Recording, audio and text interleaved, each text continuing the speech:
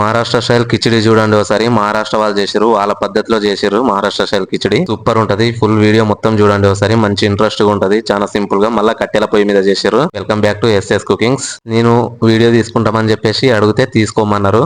Maharashtra style khichdi మన ఛానల్లో కూడా లేదు కాబట్టి వాళ్ళు ఏ విధంగా చేస్తారో పర్ఫెక్ట్ వాళ్ళ స్టైల్లో చేస్తారు కాబట్టి డైరెక్ట్ మహారాష్ట్ర వాళ్ళు కాబట్టి వీడియో తీసుకుంటా అప్లోడ్ చేసుకోవచ్చా అంటే సరే చేసుకోండి, అప్లోడ్ చేసుకుని వీడియో షూట్ చేయండి అని అన్నారు. ఒకసారి వీడియో చివరి వరకు చూడండి, చాలా ఇంట్రెస్ట్ గా ఉంటది. మళ్ళీ కట్టెల పొయ్యి మీద కూడా చేశారు. కట్టెల పొయ్యి మీద అంటే సేమ్ మన పల్లెటూరులో ఏ విధంగా చేస్తాం సేమ్ అదే విధంగా చేశారు. ఉల్లిగడ్డలు వేసారు కదా, ఉల్లిగడ్డలు మాత్రం ఒక 50% మాత్రం వేగనిచ్చారు. మరి అంత కూడా ఎక్కువ వేగనియలేరు. తర్వాత పల్లీలు కూడా వేసేసారు, పచ్చిమిర్చి కూడా తక్కువ వేసారు. వీళ్ళు కారం తక్కువ తింటారు కాబట్టి ఎక్కువ కారం అయితే వాడరంట. అలాగే ఇప్పుడైతే ఆలుగడ్డ ముక్కలు, గోపి పువ్వు, మటర్, బీన్స్ వేసేసారు కూరగాయలు. వీటిని కూడా మంచిగా కొద్దిసేపు మగ్గనిచ్చేటట్టు చూద్దాం ఒకసారి. మంచిగా అయితే కలిపేస్తారు కదా, మగ్గనిస్తారు. అలాగే టమాటాలు కూడా వేసేసారు. ఇంకెవరైనా కొత్త వాళ్ళు చూస్తున్నట్లయితే మన ఛానల్ సబ్స్క్రైబ్ చేయకపోతే సబ్స్క్రైబ్ చేయండి, లైక్ చేయండి, షేర్ చేయండి, కామెంట్ చేయండి. చూడండి ఇప్పుడైతే రుచికి తగినంత ఉప్పు కూడా వేసేసారు. ఉప్పు వేసి మంచిగా కలిపేసారు. ఒక 2 నిమిషాల తర్వాత చూపెడతా చూడండి మీరు. మగ్గిపోయింది కదా, ఇప్పుడైతే పసుపు, గరం మసాలా, ధనియాల పొడి, కారం పొడి వేస్తుర్రు. కారం పొడి అయితే చాలా తక్కువ వేసారు. ఒక 4 టేబుల్ స్పూన్లు అనుకుంటా అంతే ఉంటది. ఎందుకంటే ఎక్కువ కారం తినరంట.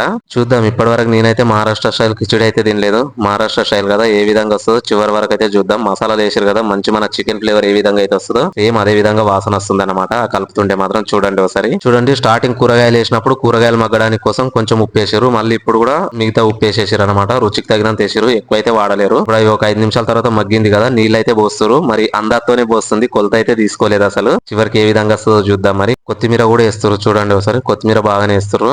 ఈ ఒక్క బౌన్లో అయితే ఎక్కువ అయిపోతుంది అని చెప్పేసి ఇంకో దాంట్లోకి షిఫ్ట్ చేస్తామంటారు. రెండిట్లో వండుతారంట.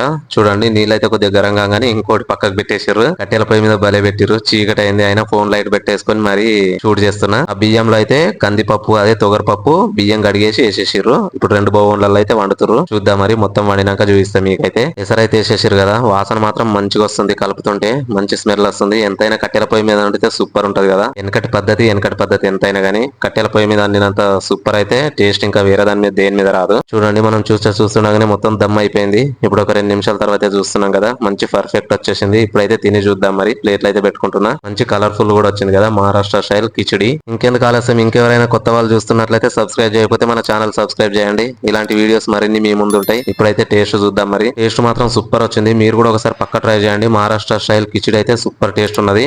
మన వీడియో నచ్చితే లైక్, షేర్, సబ్స్క్రైబ్, కామెంట్ చేయండి. ఛానల్ ని సబ్స్క్రైబ్ చేయడం మాత్రం మర్చిపోకండి.